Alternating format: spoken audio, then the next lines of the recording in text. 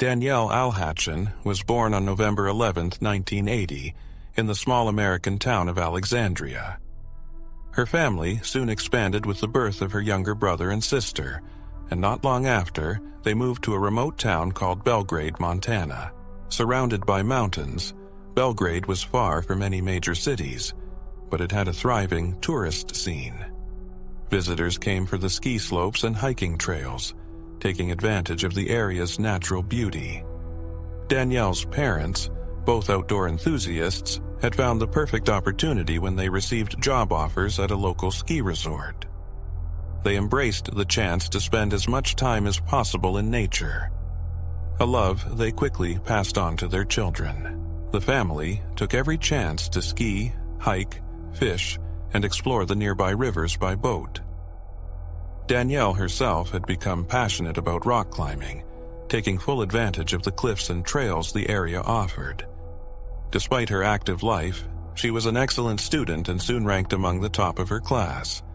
She dreamed of attending medical school and pursuing a career in bioengineering. On September 21, 1996, the town was bustling in anticipation of its annual fall festival. Residents and visitors alike were gathering to enjoy music, live performances, and a lively street fair atmosphere.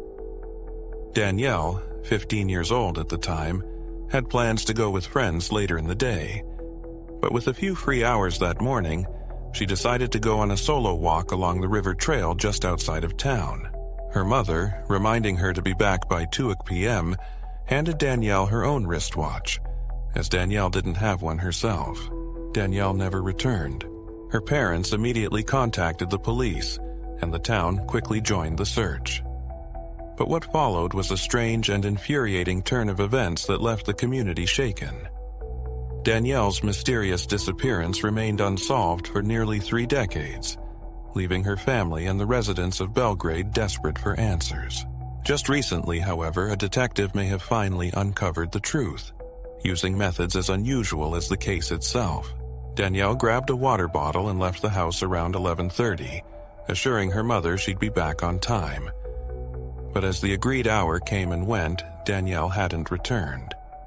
Her mother grew worried, especially since they were expecting guests soon. Without hesitation, she decided to go to the trail herself to look for Danielle, bringing along a friend for company. They drove to the parking area where the trail began, and right away, her mother noticed Danielle's familiar white pickup truck parked nearby. Although Danielle was only 15 and technically wasn't permitted to drive without supervision, her parents occasionally let her use the truck around their quiet, low-traffic town since she was a careful driver. Noticing that the truck's doors were unlocked, a pang of worry hit her. She and her friend set out on the trail towards the river, and not far along the path, they spotted Danielle's water bottle and keys lying on the ground. Panic setting in, her mother called out for Danielle repeatedly, scanning every stretch of the trail from the parking area to the river. When there was still no sign of her, she immediately sought help from local search and rescue and the police, fearing Danielle may have fallen or gotten injured. Without a cell phone, Danielle had no way to contact anyone, so her mother went directly to the police station. Within an hour, search teams were combing through the trail and the surrounding wooded area, carefully examining the riverbank. But as night approached and the temperature dropped near freezing, the rescue teams decided to pause the search until morning. Danielle's family, however, couldn't bear to stop. Joined by friends and other locals, they formed search groups and fanned out into the woods with flashlights, determined to find her. Among the searchers was a man and his 2 sons, close family friends. They headed towards a wooded area by the river, sweeping the area with their flashlights. After walking a few hundred yards from the parking lot, they saw something unusual in the river and moved closer to investigate. Shining their lights into the water, they realized it was Danielle. She lay close to the bank, where the water was only a few inches deep. The man, understanding immediately that she was no longer alive, ran back to his car to alert the police. On his way, he spotted Danielle's mother and relayed the devastating news. Danielle's mysterious and tragic death left the entire community shaken, and her family distraught. Despite extensive investigations, answers remained elusive for years, leaving everyone haunted by the unresolved questions surrounding her disappearance. Police officers examined Danielle's body and sent it to medical examiners, who needed several days to complete their investigation into the cause of death.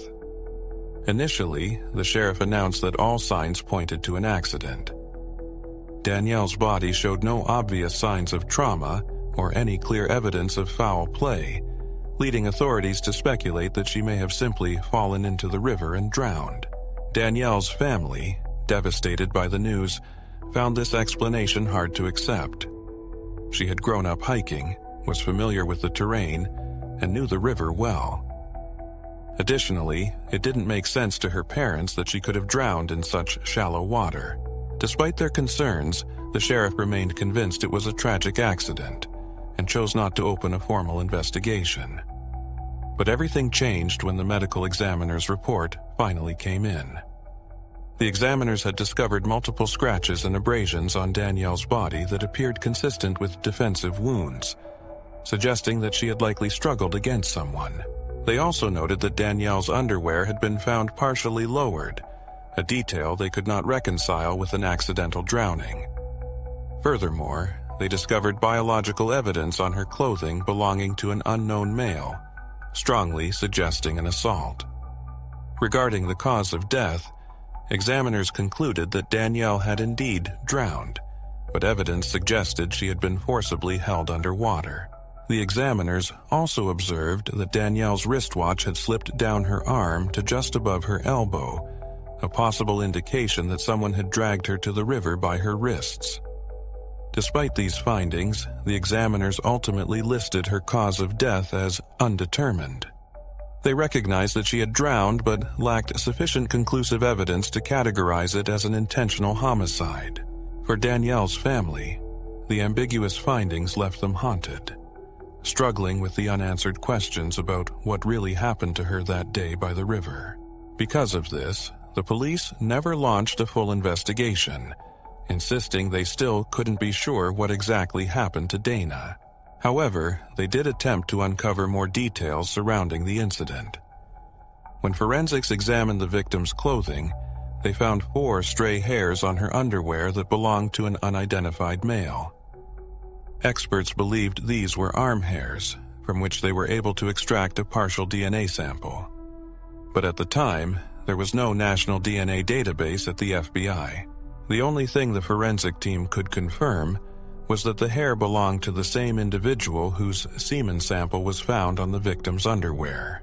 Police also revisited the area near where the body was found and discovered a man's shoe print in the ground, but they couldn't confirm if it was related to the case. Investigators questioned several potential suspects whom they thought might be capable of such a crime, but it led nowhere. One of the primary challenges was that they couldn't even match suspects' DNA with the sample found on the victim's clothing due to its partial nature. Interestingly, many details of the case were kept secret, not just from the public, but even from Dana's family. For a while, her relatives didn't even know she had been assaulted. To an outsider, it looked like the police genuinely had no idea what had happened to Dana, and they were struggling to find answers. Despite the sheriff's stance, some officers couldn't overlook the fact that the case hadn't been reclassified as a homicide and wasn't being investigated accordingly. One of these officers was Cindy Boddock, who had joined the force shortly before Dana's death. Cindy had been involved in the investigation from the start and was convinced they were dealing with a murder. However, at that time, she lacked the authority to push for a full investigation that went against her superiors' opinions. All she could do was wonder what might have really happened on that fateful day. One theory she considered was that Dana might have been killed by someone she knew. Cindy spoke with Dana's parents, but they couldn't imagine anyone who would want to harm their daughter. She had never had problems with classmates or anyone in the local community. For months after Dana's death, the case saw almost no progress. Officers continued interviewing people and assessing various suspects, but due to the sheriff's position, a full investigation was never initiated. Some officers, like Boddock, were baffled that the case hadn't been reclassified as a murder, and that no one seemed to be looking for a killer. It became obvious to some that Dana had been attacked, and whoever did it was still living among them. Several years after the murder, the police attempted to submit the partial DNA sample from the victim's clothing to the FBI database, but no matches were found. Over the following years, Dana's family slowly learned more details about the case, including the fact that she had been assaulted. They were outraged that the sheriff hadn't pursued the case as a homicide and had kept such crucial information from them. Despite this, the sheriff later claimed that he had always suspected it was a murder, contradicting earlier statements he made to the local newspapers. In those reports, he had clearly said that the police lacked sufficient evidence to classify the case as a homicide. He had shared this same stance with Dana's parents, who remembered it well. These conflicting statements only fueled the family's frustration and confusion. The sheriff tried to blame the medical examiners, claiming that their decision to list the cause of death as undetermined was the reason for not pursuing a full investigation. However, Dana's parents, along with other townspeople, believed that the sheriff was merely trying to avoid responsibility. Everyone knew that conducting a thorough investigation in the early days following the murder could have helped solve the case and identify the perpetrator. Instead, it seemed like no one was really looking for the killer. Now, years later, finding the murderer through cold trails had become much more difficult. Dana's parents continued to seek justice, but all their efforts hit dead ends. Later, Dana's younger sister joined them in the fight. For years, she gave interviews to local media, tried to get through to investigators, and did everything she could to ensure the person responsible for her sister's death would be found. In 2019, 23 years after the murder, Dana's family finally succeeded in getting the investigation reopened. Unfortunately, it led to no significant breakthroughs. The FBI's DNA database still produced no matches. A re-examination of old suspects also yielded no new leads, and once again, the case stalled. This continued until 2021, when a new sheriff took office in the local police department. This man had just joined the force days before Dana's death, and the case had haunted him ever since. He, like some of his colleagues, had always believed Dana was murdered. Now that he had the authority, he decided to fully reopen the investigation. However, after all these years, there were very few leads to follow, aside from the partial DNA sample that possibly belonged to the perpetrator. The sheriff realized the case needed a fresh approach, so he brought in two outside experts. One was a former police investigator turned private detective, and the other was a DNA specialist. They focused together on trying to identify the owner of the hair and other biological material found on the victim's underwear. The samples were sent to a cutting-edge DNA lab in California, where some of the most advanced genetic testing tools are available. And then they waited. Around this time, in August 2023, the case was officially reclassified as a homicide. It had taken nearly 27 years to reach this decision. A few months later, in early 2024, specialists from the lab reached out to investigators with updates. They hadn't been able to identify the DNA owner, but they had made some progress. The lab's sophisticated tools managed to extract a complete DNA profile, a small but significant breakthrough. Investigators then sent the samples to another lab in Virginia, hoping that experts there could use genetic genealogy to help track down the DNA owner. Months passed before they finally received the awaited call.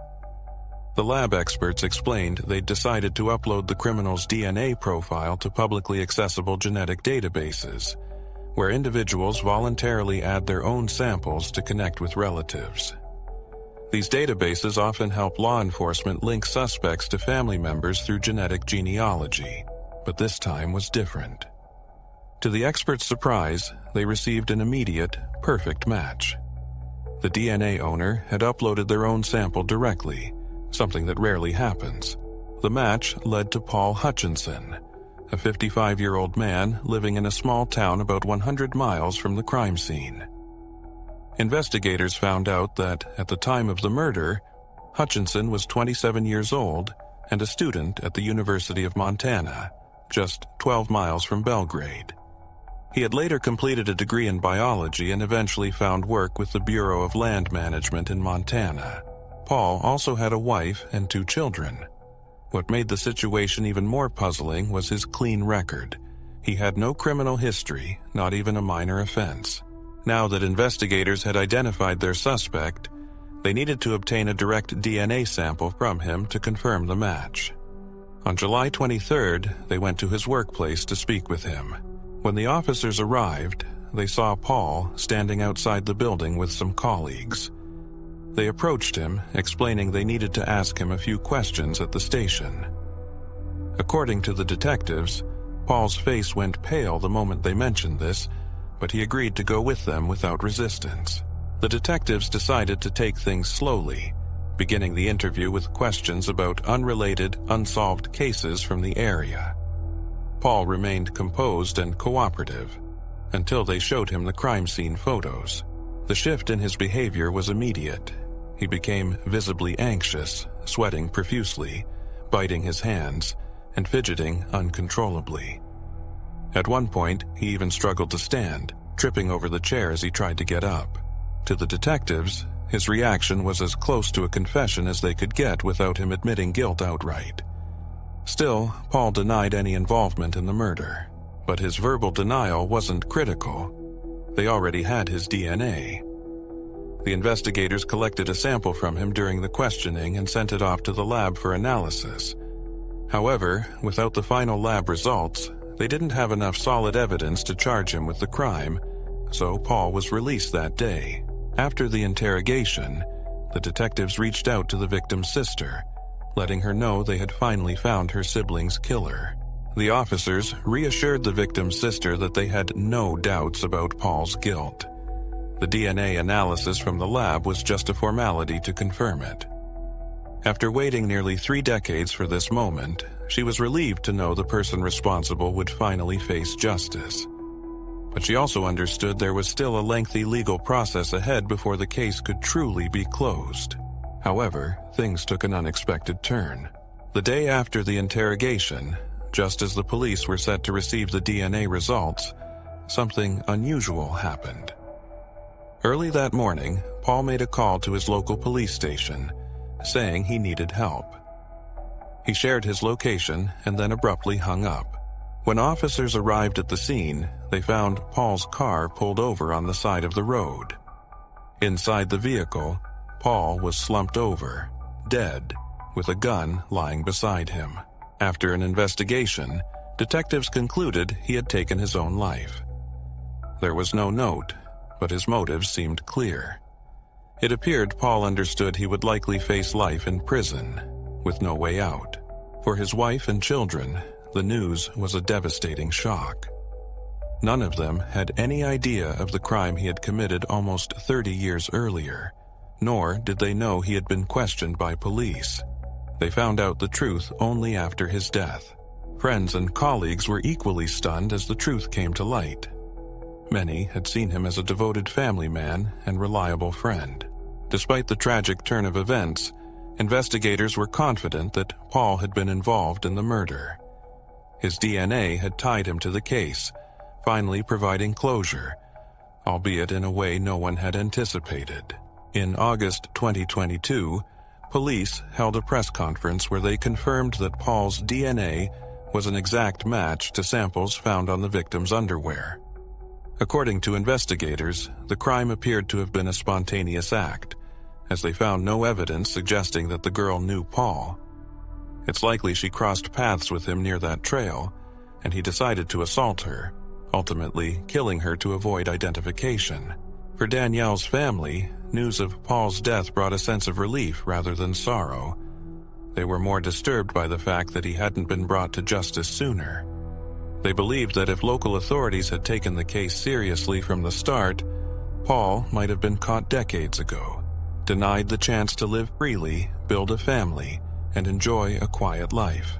Paul's wife also offered her condolences to Danielle's family, emphasizing that she neither supported nor defended his actions. She stated that if he were still alive, he should face the full consequences of his crime. Share your thoughts on this case in the comments, and don't forget to like this video if you found it compelling.